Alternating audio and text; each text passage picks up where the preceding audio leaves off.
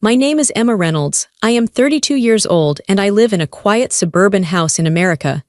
It happened right after dinner. First, my hands started shaking. Then, the room began to spin. I grabbed the table to steady myself. My husband looked at me with wide, worried eyes. He touched my forehead gently. "Hang in there, sweetheart," he said. "I'll take you to the hospital." I nodded, feeling grateful. I trusted him completely. I climbed into the passenger seat, closing my eyes against the dizziness. But a few minutes later, the car slowed down. The smooth hum of the highway tires stopped. Instead, I heard the loud crunch of gravel. I opened my eyes. We weren't at the hospital. We were on an old dirt road where the trees blocked out the moon. He stopped the car. The engine idled quietly. He didn't get out to help me. Instead, he leaned over, his face close to mine. His voice was no longer worried. It was cold and flat. He whispered, "I poisoned your food. You have 30 minutes. Get out." My name is Emma. I stood on the side of that dark road and watched his taillights fade away. He thought this was the end of my story. He was wrong. But before I tell you how everything flipped, like and subscribe, drop a comment. Where are you watching from? My name is Emma Reynolds. I am 32 years old. The car stopped. The tires crunched one last time on the loose stones and then went silent. The engine was still running. It hummed beneath the floorboards, vibrating against the soles of my shoes. It was a low, steady rhythm. It was the only sound in the world. My husband, Mark, put the car in park. He did not turn off the headlights. The beams cut through the darkness, illuminating the trunks of the pine trees in front of us. The trees looked pale and ghostly in the artificial light.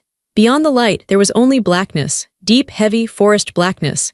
He hit the button to unlock the doors. Click. The sound was loud. It echoed inside the small space of the sedan. In the past, that sound meant we had arrived somewhere safe. It meant we were home. It meant we were at a restaurant for date night. It meant we were visiting his parents. Tonight, it sounded like a gun being cocked. I looked at him.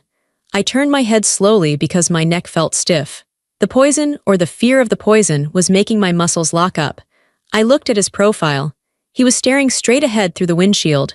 His hands were gripping the steering wheel at the 10 and 2 positions. His knuckles were white.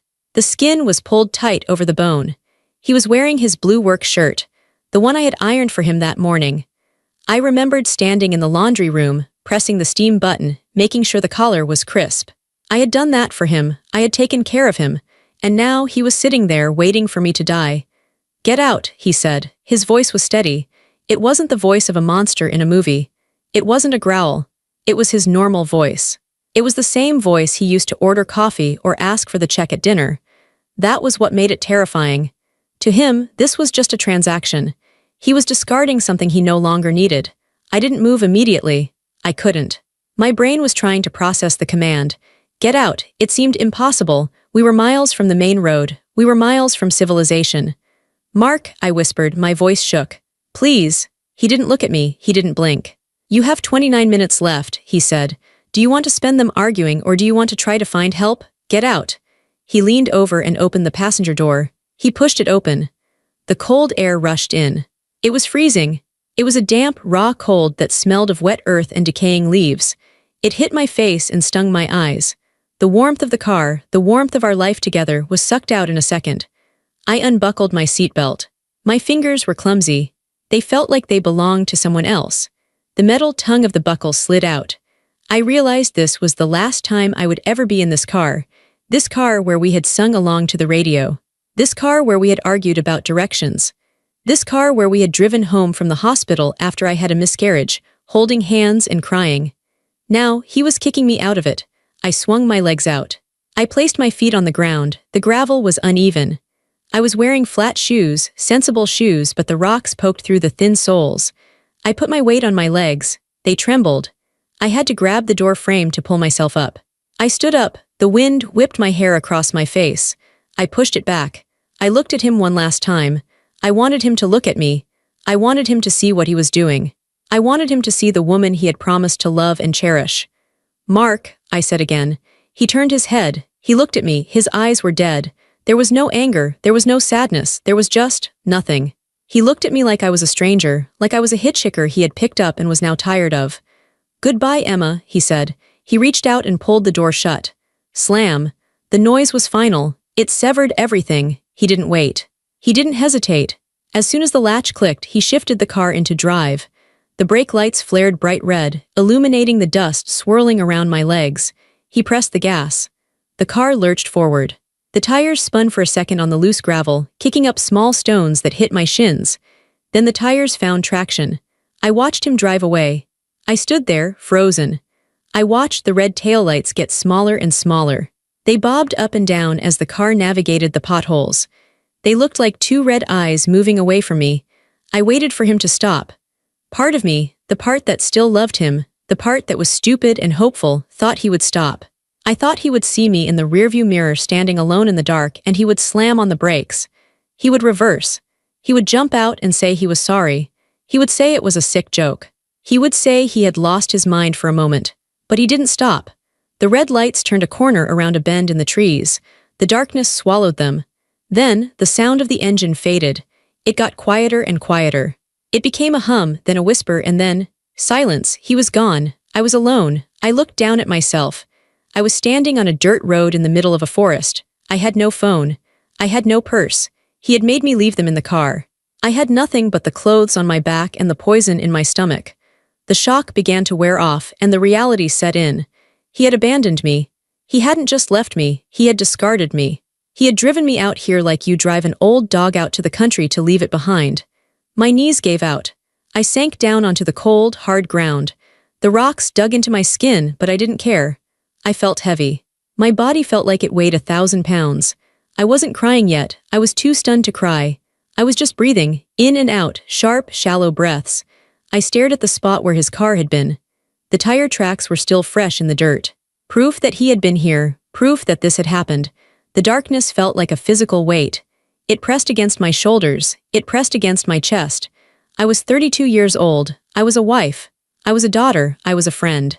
And now I was nothing. I was a ghost standing on the side of a road, waiting to expire. The trees loomed over me. They were tall and menacing.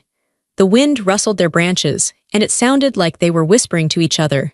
They were whispering about the woman who had been left behind. The woman who wasn't loved enough to be kept. I wrapped my arms around my chest. I tried to hold myself together. I felt like I was falling apart. I felt like if I let go, I would shatter into a million pieces and blow away in the wind. He was driving home now. He was probably turning on the radio. He was probably thinking about what he would say to the police. He was probably rehearsing his tears. I hated him. The hate came suddenly. It was hot and sharp. It burned through the cold. I hated him for leaving. I hated him for the poison. I hated him for the wasted years. But mostly, I hated him for the calmness. I hated him for the way he had looked at me, like I was nothing. I sat there in the dirt, abandoned and alone, and I let the hate keep me warm. The silence was the worst part. You don't realize how loud the world is until you are completely alone in it. There were no cars, no streetlights buzzing, no distant sirens, no voices, just the wind and the trees and the beating of my own heart. Thump thump. Thump thump, it was fast, it was racing. I remembered what he said. You have 30 minutes. I looked at my wrist. I wasn't wearing a watch. I didn't know what time it was. I didn't know how much time had passed since we left the house. 10 minutes. 15, was I dying right now? I tried to assess my body. I closed my eyes and focused inward. My stomach felt tight. Was that the poison, or was it fear? My hands were shaking. Was that a symptom, or was it the cold? My head felt light. Was my brain shutting down, or was I hyperventilating? I didn't know. I panicked. I stood up. I started to walk. I didn't know where I was going. I just needed to move. If I moved, I was alive. If I stopped, I might die. I stumbled down the road in the direction the car had gone. It was pitch black. I couldn't see the ground. I kicked a rock and nearly fell. I caught myself. Help, I screamed. The sound tore out of my throat. It was raw and ugly. Somebody help me, my voice echoed off the trees. It bounced back to me, mocking me. Help me, help me. No one answered. Of course no one answered. There was no one here. That was why he chose this place. I screamed again and again. I screamed until my throat hurt. I screamed until I was coughing. Then I stopped. I stood in the middle of the road, panting. My breath made white clouds in the freezing air. Screaming was useless. Screaming was a waste of energy. And if I only had a few minutes left, I couldn't waste energy. I needed to think. I forced myself to stop moving. I forced myself to breathe through my nose. 30 minutes. He said he poisoned the food. We had eaten dinner at 7 p.m. We left the house at 7:30 p.m. The drive took maybe 20 minutes. That meant the 30 minutes were almost up. If he was telling the truth, I should be in agony. I should be foaming at the mouth. I should be convulsing. But I wasn't. I felt sick, yes. I felt weak, yes. But I was standing, I was thinking. My vision was clear, even in the dark. I walked over to a large fallen log on the side of the road and sat down. The wood was damp and rot soft. I started counting. 1 Mississippi, 2 Mississippi, 3 Mississippi. I needed to measure time. If I could count to 60, that was a minute. If I could do that 10 times, that was 10 minutes. 4 Mississippi, 5 Mississippi. I stared into the dark woods. I thought this was the end. I truly did. I thought about my mother. I wondered if she would miss me. I thought about my sister. I wondered if she would fight for me. 10 Mississippi. I thought about my garden. I had planted tulips last week. They wouldn't bloom until spring. I wouldn't see them. The thought made me sob, just one sob. A short, sharp sound. 20 Mississippi. Why did he do this? Why poison me? Why not just divorce me? Because divorce is messy. Divorce is expensive. Divorce takes time. Widowhood is simple. Widowhood gets you sympathy. Widowhood gets you the life insurance money without a fight. He wanted to erase me. He didn't want an ex-wife. He wanted a memory. 40 Mississippi. I kept counting. I rocked back and forth on the log. The cold was seeping through my clothes. My teeth started to chatter. 50 Mississippi. 60, 1 minute. I was still alive. I started again. 1 Mississippi. I sat there for what felt like hours. I counted and counted. I reached 10 minutes. Then 20, nothing happened. My heart rate slowed down. The dizziness faded. The nausea settled. I waited for the pain. I waited for the darkness to close in. But it didn't come. Slowly, very slowly, a realization began to dawn on me. It started as a tiny spark in the back of my mind. He had said, "I poisoned your food." But I had cooked the food. I had made the pasta. I had made the sauce. I had served the plates. He had poured the wine. But I didn't drink the wine.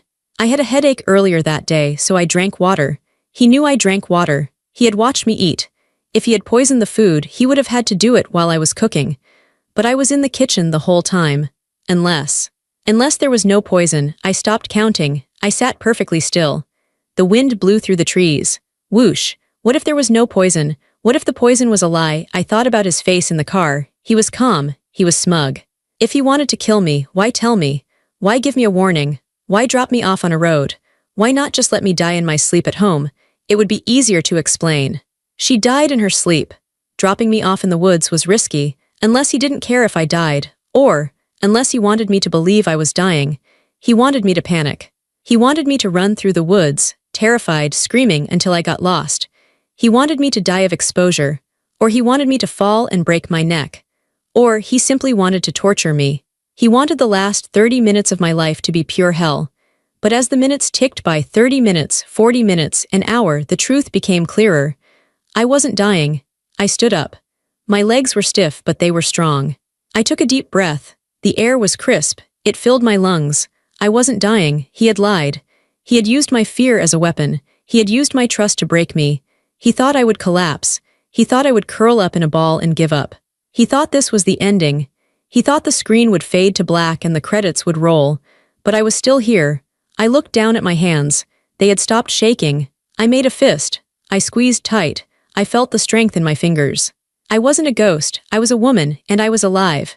A strange feeling washed over me. It wasn't relief. It was something harder. It was something colder. Betrayal doesn't explode like a bomb. It hums.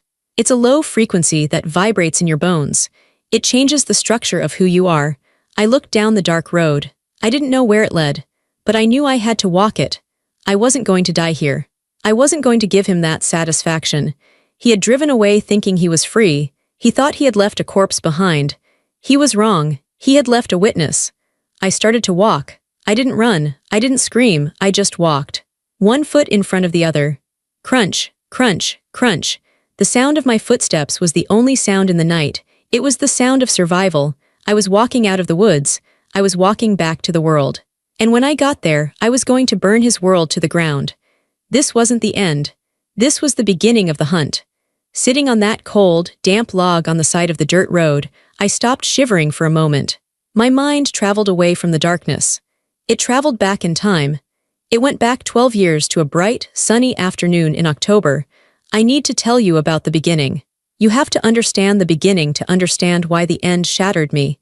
If he had been a bad man when I met him, this would be a different story. If he had been cruel, or loud, or selfish, I would have protected myself. I would have kept my walls up, but he wasn't. He was perfect. And that was the trap. We met in a coffee shop near the university campus. It is a cliché, I know.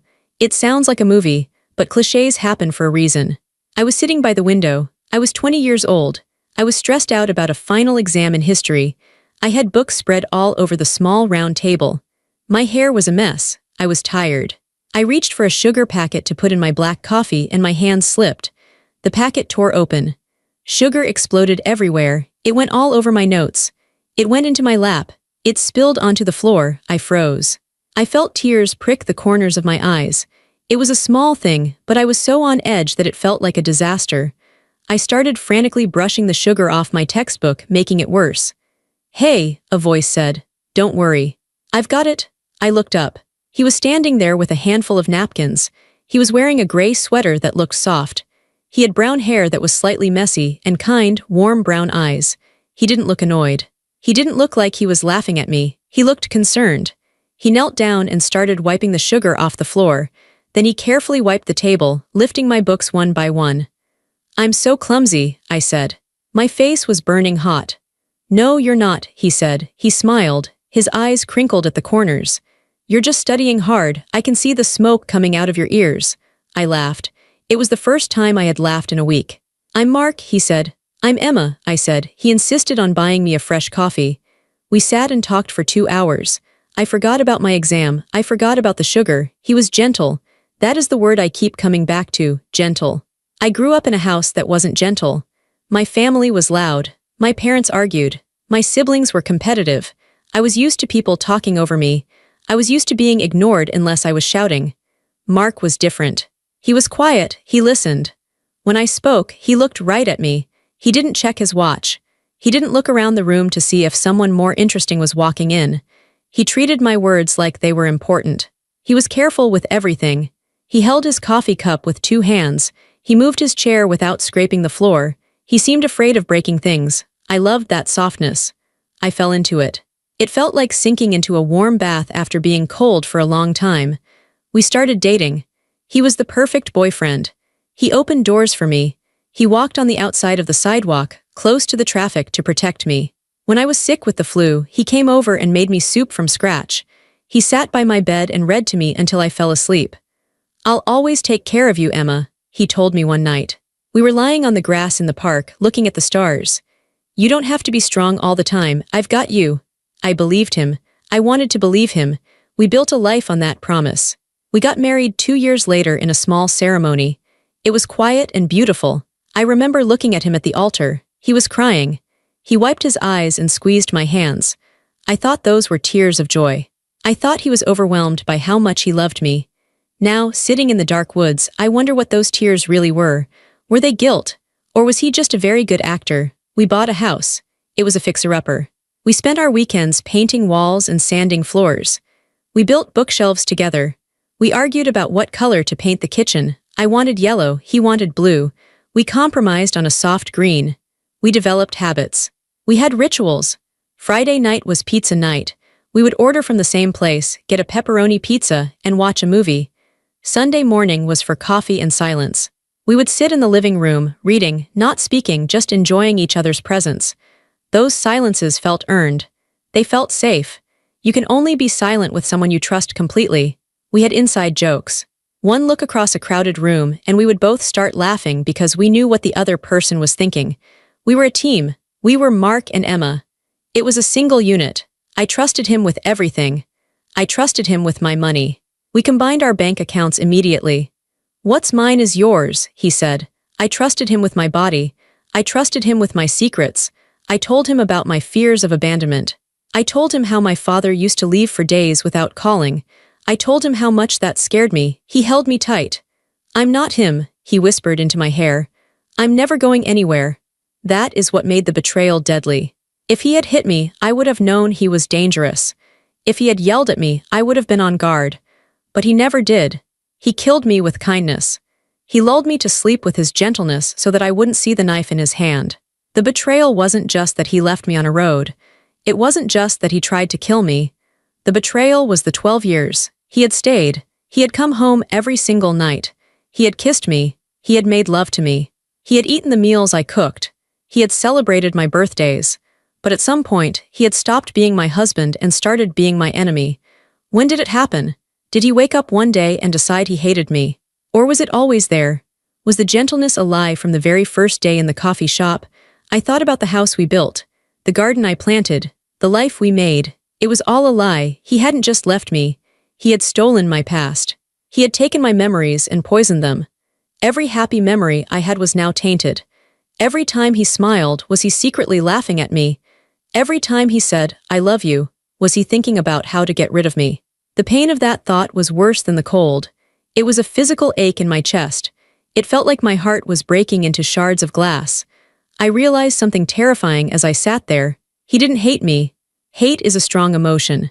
Hate is passionate. He was indifferent. To him, I wasn't a person. I was an object. I was an appliance that had stopped working. I was a toaster that burned the toast, so he was throwing me out to get a new one. He had used my love against me. He knew I trusted him. He knew I wouldn't question him. He knew I would get into the car. He knew I would believe him when he said he was taking me to the hospital. He had weaponized my love. He had built a trap out of hugs and kisses and hang in there, sweetheart. And I had walked right into it, smiling. I looked at my wedding ring. I was still wearing it. It was a simple gold band with a small diamond. He had picked it out. He said it was classic and elegant, just like you. I tried to pull it off. My fingers were swollen from the cold and the stress. It wouldn't budge, it was stuck. I twisted it and pulled. It hurt, but I didn't care. I wanted it off. I wanted to scrub the mark of him off my skin. Finally, with a hard yank, it slid over my knuckle. I held it in my hand. It felt light. It was just a piece of metal. It meant nothing. I threw it. I threw it as hard as I could into the darkness of the trees. I didn't hear it land. It just vanished. "I hate you," I whispered. But I wasn't talking to the man who drove away.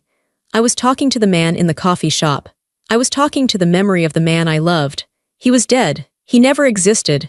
And now I had to survive the man who took his place.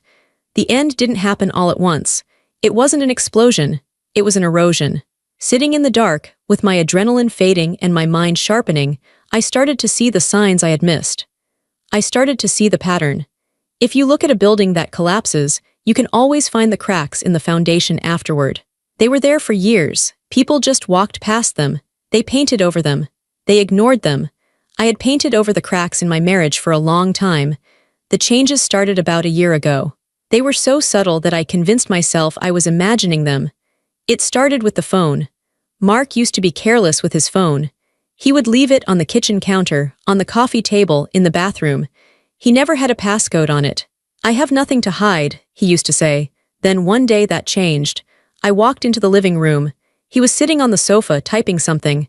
When he saw me, his shoulders tensed up. He quickly hit the lock button and placed the phone face down on the cushion next to him. "Hey," he said. His voice was a little too loud, a little too cheerful. "Hey," I said. "Who are you talking to?" "No one," he said. "Just work stuff, boring emails, you know how it is." "Okay," I said. I sat down next to him. He didn't move the phone. He kept his hand near it, guarding it. A few days later, I tried to use his phone to check the weather because mine was charging in the other room. I swiped the screen. Enter passcode. I paused. He had never had a passcode. I tried 000. Incorrect. I tried 1 2 3 4. Incorrect. "Mark," I called out. "What's your code? I just need to check the weather." He came into the room quickly. He took the phone out of my hand. He wasn't aggressive, but he was firm. "I had to put a lock on it," he said smoothly. "Company policy, new security rules at the office." "Sorry." He unlocked it himself, checked the weather, and told me it was going to rain. He didn't hand the phone back. I believed him. Why wouldn't I? He worked in finance. Security made sense. Then came the appearance changes. Mark had always been a jeans and t-shirt guy. He didn't care about fashion. He didn't care about grooming. Suddenly, he started buying new clothes, expensive shirts, tailored slacks. "I need to look sharper for the clients," he said. "I'm up for a promotion." Then the cologne. I walked into the bathroom one morning and the air was thick with a scent I didn't recognize. It was musky, spicy, and expensive. It wasn't the soap he usually used. I found a small black bottle in the medicine cabinet. "Since when do you wear cologne?" I asked him at breakfast. He shrugged, not looking up from his eggs. "Just trying something new. One of the guys at work recommended it." "Do you like it?" "It's strong," I said. "I'll use less next time," he said. He started going to the gym. He had never liked the gym. Now he was going 4 times a week. He was losing weight. He was getting fit. I told myself, he's trying to be healthy. That's good. I should support him. But he wasn't doing it for me. He wasn't trying to look good for his wife. He was preening. He was getting ready for the market. Then came the practiced disrespect. This was the hardest part to admit to myself. He started treating me differently in public. It wasn't abuse. He didn't call me names. It was softer than that. It was condescending. We were at dinner with his parents. I was telling a funny story about our recent vacation to the beach. "And then we got lost looking for this seafood place," I said, laughing. "We drove in circles for 20 minutes. Mark cut in. He put his hand on my arm. It looked affectionate, but his grip was tight. "Actually, Emma," he said, smiling at his mother, "we weren't lost. You just read the map wrong. I knew where we were the whole time." His mother laughed. "Oh, Emma. You and directions." I felt my face get hot. I thought the map was confusing." "It was a straight line, honey," Mark said. He patted my hand. "It's okay. Not everyone has a sense of direction." He made me feel small. He made me feel stupid. And he did it with a smile. It happened again at the grocery store. I reached for a box of cereal. "Not that one," he said, taking it from me and putting it back on the shelf. "Too much sugar. We're eating better now, remember?" He spoke to me like I was a child, like I couldn't be trusted to feed myself. He was rewriting me. In his mind, and in the minds of everyone around us, he was turning me into the incompetent, silly wife. He was the patient, long-suffering husband. I see now that he was setting the stage. He was building the narrative, poor Mark. His wife is so unstable, she's so scattered. Then came the absence. "I have to work late. I have a client dinner. I have to go to Chicago for a conference." He was never home, and when he was home, he wasn't really there. He was distracted. He was always on his phone. If I tried to talk to him, he would sigh. "I'm tired, Emma," he would say. "Can we talk about this later?" Later never came. I became lonely in my own house. I would cook dinner for 2 and eat alone. I would go to bed alone. I would wake up and he would already be gone. I tried to bridge the gap. I planned date nights. He canceled them. I tried to initiate intimacy. He pushed me away. "I have a headache," he said. The classic line. I thought it was a phase. I thought he was stressed. I read articles online about how to support a busy spouse. I tried harder. But the defining moment, the moment the crack finally split the wall open, happened on a Sunday morning. It was 3 months ago. Mark was in the shower. I was making the bed. His tablet was sitting on the nightstand. He usually kept it locked, but he must have forgotten. It buzzed. A soft, electronic vibration against the wood. I looked over. I wasn't trying to snoop. It was just instinct. The screen lit up. A notification banner appeared at the top. It was a text message. The sender wasn't a name. It was just a letter. J. The message was short. "I miss you. Last night was amazing." The world stopped spinning. I stared at those words. They burned into my retinas. Last night was amazing. Last night, Mark had told me he was at a strategy meeting that ran late. He had come home at midnight, smelling of mints and that new cologne. He had slipped into bed without kissing me. My heart hammered in my chest. I felt like I was going to throw up. I reached for the tablet. My hand was shaking so bad I could barely hold it. I wanted to open it. I wanted to read everything. I wanted to know who Jay was. But then, the water in the bathroom turned off. I heard the shower door open. I heard him stepping out. Panic seized me, pure, cold fear. If I confronted him now, everything would blow up. The life I knew would be over. I wasn't ready. I was scared. I was weak. I put the tablet back exactly where it was. I turned away and started fluffing a pillow, pretending to be busy. Mark walked into the bedroom with a towel around his waist. He looked at me. Then his eyes darted to the tablet. He walked over to the nightstand, casual but quick. He picked up the tablet. He checked the screen. He saw the notification. I watched him in the reflection of the mirror. I saw his face. He didn't look guilty. He looked annoyed. He swiped the message away and cleared the screen. Then he looked at me. "Good morning," he said. "Good morning," I said. My voice sounded normal. It was a miracle. I was screaming on the inside, but my voice was steady. "Did you sleep well?" he asked. "Yes," I lied. "Fine," he smiled. It was that same empty, plastic smile. He didn't know I had seen it. Or maybe he didn't care. That was the moment the marriage ended. It didn't end on the dirt road. It ended in that bedroom, with the smell of his cologne and the lie hanging in the air. I knew, and I did nothing. I convinced myself I could fix it, or I convinced myself I was wrong. Maybe Jay was a client. Maybe amazing meant the business deal. I lied to myself because the truth was too painful to bear. I swallowed the poison of that text message. I let it sit in my stomach for 3 months. And then, tonight, he tried to feed me real poison. Sitting on the log, I realized that my silence had been his permission. By not confronting him, I had let him think he was smarter than me. I had let him think he could get away with anything. I had played the role of the dumb, trusting wife perfectly. But the play was over. The curtain had fallen. I stood up from the log. My legs were strong again. The fear was gone, replaced by a cold, hard clarity. I knew his patterns. I knew his schedule. I knew his passwords. I had watched him type them in over his shoulder a dozen times since that day, memorizing the sequence. He thought I was dead. He thought he had erased me. But he had forgotten one thing. He had forgotten that I was the one who managed the details. I was the one who paid the bills. I was the one who organized the files. I was the one who knew where the bodies were buried, metaphorically speaking. He had left me with nothing but my knowledge, and that was going to be enough. I looked down the dark tunnel of the road. I took a step, then another. I was going back. Not to him, but to the life he tried to steal. I was going to take it back, piece by piece. He had given me 30 minutes to die. I was going to take the rest of my life to make him pay. I didn't confront him that morning in the bedroom.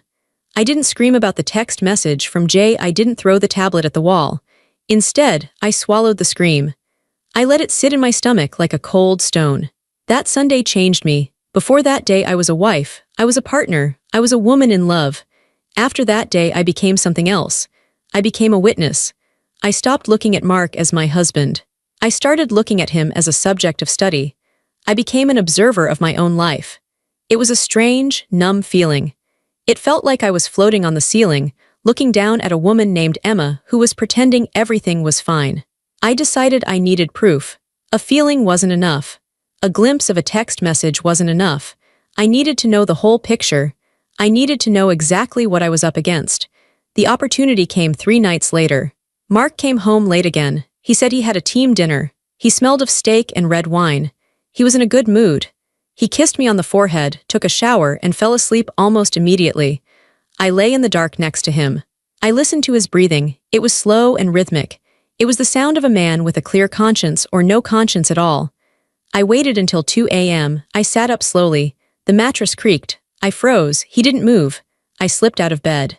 My bare feet touched the cold hardwood floor. I crept over to his side of the bed where his phone was charging on the nightstand. My heart was hammering against my ribs. It was so loud I was sure he could hear it. Thump thump, thump thump. I picked up the phone. It was warm. I went into the bathroom and closed the door. I sat on the edge of the tub and turned on the screen. The light was blinding in the dark room. Enter passcode. I took a breath. I had watched him type it in over his shoulder a dozen times in the last few days. I had memorized the pattern of his thumb. I typed it in. 8-2-4-6. The phone unlocked. My hands were shaking so hard I almost dropped it. I felt like a criminal. I felt dirty. But I had to know. I opened his messages. There it was, a thread with Jay. I opened it. I scrolled back. I read for an hour. I read things that made my skin crawl. I read things that broke my heart. Jay was Julia. She was a new associate at his firm. She was 24. I read about their lunches. I read about their late nights at the office. I read about the hotel in Chicago. But the worst part wasn't the sex. The worst part was how he talked about me. She's so boring, he wrote. She just wants to talk about the garden. I feel trapped, he wrote. I need to find a way out. Don't worry, baby, I'm handling it. It won't be long now. I sat in the bathroom, shivering on the cold tile, reading my own obituary. He wasn't just cheating. He was done. He was planning an exit. And then I found something that made my blood run cold. It was a search history. I checked his browser. He had been careful to delete most things, but he had missed a few tabs from earlier that day. Life insurance payout terms for spouses. Untraceable poisons. Symptoms of heart failure. I stared at the small screen. The words swam before my eyes. He wasn't just planning to leave. He was planning to get paid. We had a large life insurance policy. We had taken it out when we bought the house. If I died, he would get $2 million. The house would be paid off. He would be free, he would be rich, he would have Julia. I put the phone down on the bath mat. I felt like I was going to vomit. This wasn't just a betrayal of the heart. This was a threat to my life. I sat there for a long time. I looked at myself in the mirror. I looked pale. My eyes were wide and terrified. I looked like a victim. No, I whispered to my reflection. I washed my face with cold water. I took deep breaths until the shaking stopped. I carefully wiped the phone screen with a towel to remove my fingerprints. I checked the apps I had opened and closed them, so it looked exactly as he had left it. I went back into the bedroom. I placed the phone back on the charger. I climbed back into bed next to the man who was researching how to kill me. He shifted in his sleep. He threw an arm over me. His arm was heavy. It felt like a chain. I didn't sleep that night. I lay there, staring at the ceiling, making a plan. I had to be smarter than him. I had to be quieter than him. The next morning, I started my performance. When Mark woke up, I was in the kitchen making pancakes. I was humming. "Good morning," I said brightly when he walked in. He looked surprised. "You're cheerful today." "I just slept really well," I lied. "Here, have some coffee." I poured him a cup. I watched him drink it. I watched his throat move as he swallowed. For the next 2 months, I played the role of the oblivious wife perfectly. I didn't ask where he was going. I didn't ask who was texting him. I smiled when he came home late. I cooked his favorite meals. I asked him about his day and listened to his lies without blinking. "The project is really intense right now," he would say. "I'm sorry I'm so busy." "I understand," I would say. "You're working so hard for us." I emphasized the word us. I wanted him to feel safe. I wanted him to think I was stupid. I learned his schedule better than he knew it himself. I knew that on Tuesdays and Thursdays he was with Julia. I knew that on Monday mornings he had a team meeting. I started tracking everything. I bought a small notebook. I hid it in the gardening shed, inside a bag of potting soil. He would never look there. He hated gardening. In that notebook I wrote down every lie. October 12, said he was at client dinner. Credit card statement shows charge at the Grand Hotel bar at 11 p.m. October 14, said he was working late. GPS on the car shows he was parked at an apartment complex on 4th Street. I became a spy in my own house. It was exhausting. It drained me. Every time I smiled at him, it took a piece of my soul. Every time I kissed him goodbye, I felt like I was kissing a snake. But I had to do it. I needed him to feel secure. I needed him to think his plan was working. If he thought I was suspicious, he might rush. He might do something violent. He might push me down the stairs. I needed him to stick to his quiet plan. The poison plan.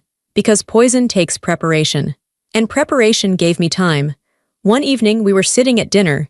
He was texting under the table. I knew he was texting Julia. He looked up and saw me watching him. "What?" he asked, defensive. I smiled. It was a soft, gentle smile. The smile of the woman he fell in love with. "Nothing," I said.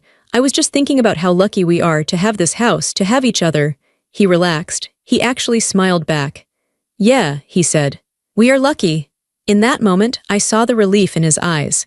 He thought he had me fooled. He thought I was a sheep waiting for the slaughter. He didn't see the wolf sitting across the table. He didn't know that I had already been to a lawyer. He didn't know that I had already moved the money. He didn't know that I was waiting for him to make his move so I could make mine. I passed him the salt. "Eat up," I said. I watched him eat. I wasn't just his wife anymore. I was his witness. And I was building the case that would destroy him. People think revenge is loud. They think it involves screaming matches, slashed tires, and clothes thrown out on the front lawn. They think it's a moment of passion where you lose control. That is amateur revenge. Real revenge is quiet. Real revenge is patient. Real revenge is legal. After I found the search history on his phone, the searches about poison and life insurance, I knew I didn't have much time. But I also knew I couldn't just run to the police. Police need evidence. My husband looked up poison on Google, might get him a visit, but it wouldn't put him in jail. And if they visited him and didn't arrest him, he would know I was onto him. He would just change his method. He would become more careful or more violent. I needed to catch him in the act. I needed him to try. But before that, I needed to protect myself. My first step was the lawyer. I took a day off work. I told Mark I was going to visit my sister in the next town over. I actually drove 2 hours in the opposite direction, to a city where we knew no one. I found a lawyer named Sarah. She was older, sharp, and had eyes that had seen everything. I sat in her office and told her the truth. I told her about the texts. I told her about the search history. I told her I was afraid for my life. She listened without interrupting. She took notes on a yellow pad. "You need to leave," she said. "Now, tonight, go to a hotel. Go to your parents." "I can't," I said. "If I leave, he wins. He keeps the house. He keeps the money, and he gets away with planning my murder. He'll just find someone else to hurt." "Emma," she said. "This is dangerous." "I know," I said. "But I have a plan. I just need you to handle the legal side. I need to make sure that if anything happens to me, he gets nothing. And I need to make sure that when I take him down, he stays down." We spent the next 3 hours going over finances. Mark thought he was smart about money, but he was lazy. He let me handle the bills. He let me handle the passwords to the bank accounts. Under the guise of future planning, I had started moving things around weeks ago. I told Mark, "I'm worried about the economy. I think we should move some savings into a more secure bond." He waved his hand. "Whatever you think is best, honey, you're good at that stuff." He signed the papers without reading them. I didn't move the money to a bond. I moved it to a separate account in my name only. I moved half our savings. I left enough in the joint account so he wouldn't notice immediately, but I secured my share. I also updated my will. I sat in Sarah's office and signed a document that stated, clearly and boldly, that in the event of my death, Mark was to receive nothing. No house, no insurance, no savings. Everything was to go to my sister. And we drafted a sworn affidavit, a statement of facts. In it, I detailed everything. The texts I had seen, the search history, the dates, the times. I wrote down my fear that my husband was planning to poison me. If I die under suspicious circumstances, the document read, "Investigate Mark Reynolds." We notarized it. Sarah locked the original in her safe. "This is your insurance policy," she said. Walking out of that office, I felt lighter. I wasn't just a victim anymore. I was a woman with a legal team. The next step was the documentation. I needed hard copies. Digital evidence can be deleted. Phones can be wiped. I bought a USB drive. One day, while Mark was in the shower, I plugged it into his laptop. I was terrified he would come out. My eyes were glued to the progress bar on the screen. Copying. 45%, 60%, come on, come on. I heard the water turn off. 80%, I heard the shower door open. 95%, "Emma," he called out. "Have you seen my blue towel?" 100%, complete. I yanked the drive out. I shoved it into my pocket. "It's in the dryer," I yelled back. "I'll get it." My heart was racing, but I had it. I had his emails. I had his chat logs. I had his bank statements showing the hotel charges. I printed everything. I went to the library to do it, so there would be no record on our home printer. I made a binder, a thick black binder. I put everything in it, the photos of the texts, the printed emails, the bank statements, the affidavit. I hid the binder in the trunk of my car, under the spare tire. It was my break-in-case-of-emergency kit. The final step was the hardest. It was the emotional preparation. I had to prepare myself to be poisoned. I knew he was going to do it. The search history was specific. He was looking up ricinus communis, castor beans, ricin, but ricin is hard to make at home. He was also looking up digitalis, foxglove. It causes heart failure. It mimics a heart attack. I watched the garden. We didn't have foxglove, but his mother did. 2 weeks ago, we visited his parents. I saw him in the garden. He was weeding near the foxgloves. I saw him put something in his pocket. I knew then that the timeline was moving up. I went to a different doctor in the next town. I told him I was having anxiety. I got a full blood panel done. I wanted a baseline. I wanted proof that I was healthy, that my heart was strong, that I didn't have a pre-existing condition. I got the results. Patient is in excellent health. I put those results in the binder too. I was building a fortress of facts. When the police eventually looked at this case, they wouldn't see a tragic accident. They would see a healthy 32-year-old woman with a documented history of her husband's betrayal. I was ready. But being ready didn't make it less scary. Every time I ate dinner, I wondered, is this it? Every time he poured me a drink, I watched his hands. Did he slip something in? I started taking precautions. I drank only from water bottles I opened myself. When I cooked, I tasted everything constantly while it was in the pan, so if he added something later, it would be only on my plate. I switched plates when he wasn't looking. I would pretend to drop a fork, and when he looked down, I would rotate the dishes. It was a game of Russian roulette played at the dinner table. And then tonight came. I knew tonight was the night. How did I know? Because he was too nice. He came home early. He had flowers. He had a bottle of expensive wine. I want to cook for you tonight, he said. You've been working so hard. Let me pamper you. His eyes were bright, too bright. He was buzzing with adrenaline. That sounds lovely, I said. I looked at the flowers. Lilies, my favorite, or they used to be, now they looked like funeral flowers. I'll make pasta, he said. Your favorite. Okay, I said. I'll go change. I walked into the bedroom. I closed the door. I went to my closet. I didn't put on comfortable clothes. I put on sturdy shoes. I put on a warm cardigan. I put my ID in my pocket. I texted my sister. It's happening tonight. Call the police if I don't text you by 9 p.m. Send them to the location I shared. I had shared my live location with her 3 days ago. I took a deep breath. I looked at myself in the mirror one last time. You can do this, I said. You are not the victim, you are the bait. I walked out to the kitchen. Mark was at the stove. He was stirring the sauce. His back was to me. I saw his hand move.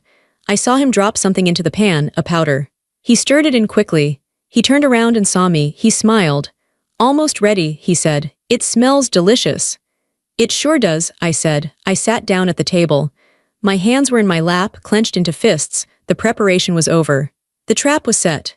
Now, all I had to do was survive the meal. The kitchen smelled of garlic and tomatoes. It was a smell I used to love. It meant comfort. It meant family. Now it smelled like a crime scene. Mark was standing by the stove. He was stirring the sauce with a wooden spoon. He looked relaxed. He was humming a little tune. It was a song we used to dance to at weddings. The fact that he could hum it while preparing to kill me made my stomach turn. I sat at the dining table. My hands were in my lap, gripping the fabric of my skirt. I was checking my pockets mentally. Right pocket, the small burner phone I bought with cash 3 days ago. Left pocket, a small audio recorder already turned on. I had taped the recorder's light with black electrical tape so it wouldn't show through the fabric. Almost done, Mark said. He turned to me and smiled. I made it spicy, just the way you like it. Thank you, I said. I'm starving. I wasn't starving. I was terrified, but I had to play the part. I had to be the unsuspecting victim. He turned his back to me to plate the food. I watched him in the reflection of the microwave door. It was blurry, but I saw the motion. He reached into his pocket. He pulled out a small packet. He sprinkled it over one of the plates. He stirred it in quickly with a fork, burying the white powder under the red sauce. My heart hammered against my ribs. Seeing it happen was different than suspecting it. It was real. He was actually doing it. He picked up the 2 plates. He turned around. Here we go, he said. He walked to the table. He placed the poison plate in front of me. He placed the safe plate in front of himself. Bon appetit, he said. He sat down. He picked up his fork. He looked at me, waiting. He wanted to see me take the first bite. He wanted to see the seal break on his plan. I picked up my fork. My hand trembled. I didn't have to fake the trembling. Mark, I said, could you get me some water? I forgot to pour a glass. He hesitated. He looked at the food, then at me. He didn't want to leave the table. He wanted to watch. Sure, babe, he said finally. I'll get it. He stood up and walked to the fridge. His back was to me. This was it. I didn't switch the plates. That's what they do in movies. In real life, plates are heavy and ceramic and they clatter. If I moved them, he might hear. Instead, I did something I had prepared for. Days ago, I had found his stash. I found the small bag of white powder hidden in his toolbox in the garage. I had taken a sample and brought it to a pharmacist friend in the next city. It was digitalis. Foxglove, deadly in high doses. I didn't flush it. If I flushed it, he would know I knew. Instead, I had emptied the bag. I replaced the digitalis with a mixture of crushed aspirin and sugar. It looked exactly the same. So, as I sat there looking at the plate of pasta, I knew the white powder in the sauce wasn't poison. It was just a headache cure mixed with sugar, but he didn't know that. He thought he was feeding me death. He came back with the water. He set it down. Thanks, I said. I took a bite of the pasta. He watched me chew. His eyes were dark and focused. It was the look of a predator watching a mouse. How is it? He asked. It's good, I said. A little sweet maybe. I added a pinch of sugar, he said quickly, to cut the acidity. I ate half the plate. Every bite felt like ash in my mouth. I was eating with a man who wanted me dead. I was looking at his hands, hands that I used to hold, and realizing they had just tried to end my life. I waited 10 minutes. Then I started the performance. I dropped my fork. It clattered loudly on the china. "Emma," he asked. "What's wrong?" I put a hand to my forehead. I blinked rapidly. "I don't know," I said. My voice was breathless. "I feel dizzy." I grabbed the edge of the table. I swayed in my chair. Mark stood up. He didn't look scared. He looked excited. He tried to hide it, but I saw it. His pupils were dilated. "Whoa, okay," he said. "Take deep breaths." "My heart," I said. I pressed my hand to my chest. "It's beating so fast." "You look pale," he said. "Maybe it's food poisoning or an allergic reaction." He was setting the narrative already. I think I need a doctor," I whispered. I slumped forward, resting my head on the table. He came over to me. He put a hand on my shoulder. It wasn't a comforting touch. It was a check. He was checking if I was incapacitated. "Hang in there, sweetheart," he said, the line he had rehearsed. "I'll take you to the hospital." "Please," I groaned. "Come on," he said. "Let's get you to the car." He pulled me up. I leaned heavily on him. I made my legs dead weight. I wanted him to struggle. I wanted him to feel the weight of what he was doing. He dragged me to the garage. He opened the passenger door of the car. He shoved me in. He didn't buckle my seatbelt. Why would he? He didn't care if I was safe. He got in the driver's seat. He hit the garage door opener. As we backed out of the driveway, I looked at our house. The kitchen light was still on. The plates were still on the table, half-eaten.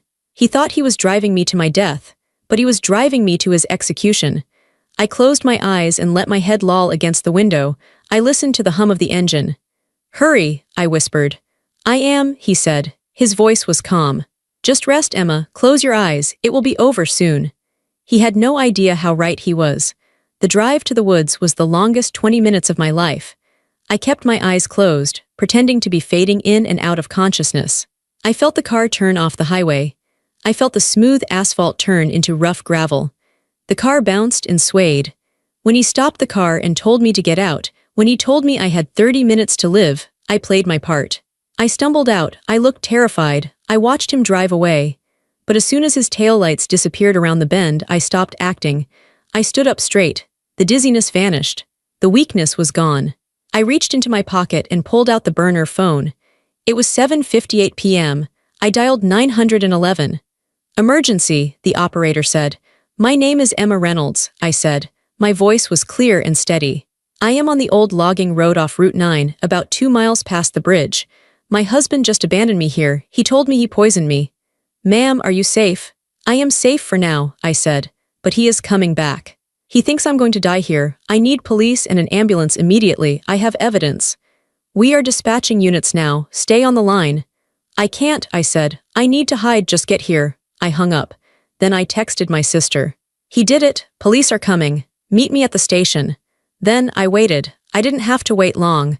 Mark wasn't just going to leave me there. He needed to find me. He needed to be the one to call the police. It looked better for him if he was the frantic husband who realized his wife was missing and retraced his steps. 10 minutes later, I saw headlights. They were coming from the direction of the highway. But they weren't police lights. It was his car. He was coming back to check. He wanted to make sure I was dead before he made the call. He pulled up to the spot where he had dropped me. He left the engine running. The headlights cut through the dark woods. I stepped out from behind a large oak tree. I walked right into the beam of light. I stood there, arms crossed, staring at the windshield. He gasped. I saw him jump in his seat. He expected a corpse. He expected a woman writhing on the ground in agony. He didn't expect his wife standing tall, looking him in the eye. He opened the door and stumbled out. "Emma," he stammered. I came back. I got worried. He was trying to pivot. He was trying to switch back to the good husband role. But he was confused. Why wasn't I dead? The digitalis should have stopped my heart by now. "Stop acting, Mark," I said. My voice was loud in the quiet night. "Emma, what are you talking about? Get in the car, we need to get you to a doctor." He took a step toward me. "I didn't eat the poison," I said. He froze. "I swapped it," I said. "I swapped your little bag of powder for aspirin 3 days ago, and I swapped the plates tonight, just in case. You didn't feed me anything but sugar and pasta." His face went pale. The mask fell off. The concern vanished, replaced by pure, cold hate. "You beach," he hissed. He looked around. We were alone, or so he thought. He reached into his pocket. I knew he carried a pocket knife. "You think you're smart?" he said, stepping closer. "It doesn't matter. No one is here. I can still finish this." He was going to kill me with his hands. The poison had failed, so he was going to use force. I didn't back away. I didn't run. You're right, I said. I am smart. I pointed behind him. Red and blue lights exploded in the darkness. They had come from the other direction, down the logging road, cutting off his escape. They had been driving with their lights off, guided by the GPS signal of my phone. Sirens wailed, shattering the silence. Police, drop it, get on the ground. Officers swarmed out of the trees. They had parked further down and hiked up while we were talking. They had heard everything. Mark spun around. He looked at the cops. He looked at me. He looked at his car. For a second, I thought he was going to run, but Mark was a coward. He was a man who used poison because he was afraid of a fight. He dropped his hands. He fell to his knees in the dirt. 2 officers grabbed him. They slammed him face down into the gravel. I heard the click of handcuffs. I walked over. I stood over him. He looked up at me, his face pressed into the dirt. There was gravel stuck to his cheek. Why? He wheezed. Because I'm not a toaster you can throw away, I said. I'm your wife. And I know everything. An officer approached me. Mrs. Reynolds, are you okay? I looked at Mark one last time as they dragged him toward the squad car. I am now, I said. The next few months were a blur of lawyers, depositions, and paperwork. But it was a good kind of blur. It was the work of cleaning up a mess. The trial was short. Mark tried to plead not guilty, but the evidence was overwhelming. I had the binder, I had the search history, I had the burner phone. I had the audio recording of him in the kitchen saying, I made it spicy, right before he poisoned me. I had the recording of him on the road calling me a beach and threatening to finish this. My lawyer, Sarah, was brilliant. She laid it all out. She showed the jury the life insurance policy he had tried to cash in. She showed the text to Julia. Julia testified too. She turned on him the moment the handcuffs went on. She claimed she knew nothing about the murder plot. Maybe she did, maybe she didn't. I didn't care about her. She was just a pawn. Mark was sentenced to 25 years for attempted murder and conspiracy. I watched him being led out of the courtroom. He looked smaller than I remembered. His expensive suit didn't fit him anymore. He looked old. He didn't look at me. I walked out of the courthouse and into the sunlight. My sister was waiting for me. She hugged me tight. It's over, she said. Yes, I said. It is. I went back to the house. Some people told me I should sell it. They said it had too many bad memories. They said it was haunted by what happened. But I refused. I built this house. I sanded the floors. I painted the walls. I planted the garden. Why should I leave? He was the one who broke the vows. He was the one who left. I kept the house, but I changed it. I painted the kitchen yellow, the color I had always wanted, but he said was too bright. I dug up the foxgloves in the backyard and burned them. I planted sunflowers instead. Big, tall, happy sunflowers that faced the light. I sat in the living room one evening, about a year after the arrest. It was quiet. For a long time, silence used to scare me. Silence used to mean he was plotting. Silence used to mean I was alone. But now the silence felt different. It felt clean. It felt peaceful. I had my tea. I had a book. I had my dog, a rescue golden retriever named Barnaby who snored softly on the rug. I looked at my hand. The ring was gone. The pale strip of skin where it used to be had tanned over. You couldn't even tell I had ever been married. People ask me if I'm angry. They expect me to be bitter. They expect me to hate all men. I tell them no. Anger is exhausting. Anger is loud. I lived with loud, silent chaos for too long. I don't feel anger toward Mark. I feel pity. He had a good life. He had a woman who loved him. He had a home. But he was so greedy, so empty, that he threw it all away for money and a fantasy. He thought he gave me 30 minutes to live. I used 12 years of knowledge to bury him. I didn't die on that dirt road. I was reborn there. I stood up and walked to the back door. I opened it and stepped out onto the porch. The night air was cool. I could smell the earth and the sunflowers. I wasn't Emma the victim. I wasn't Emma the wife. I was just Emma. And for the first time in my life, that was enough. I took a sip of my tea, looked up at the moon, and smiled. He never knew who he was dealing with.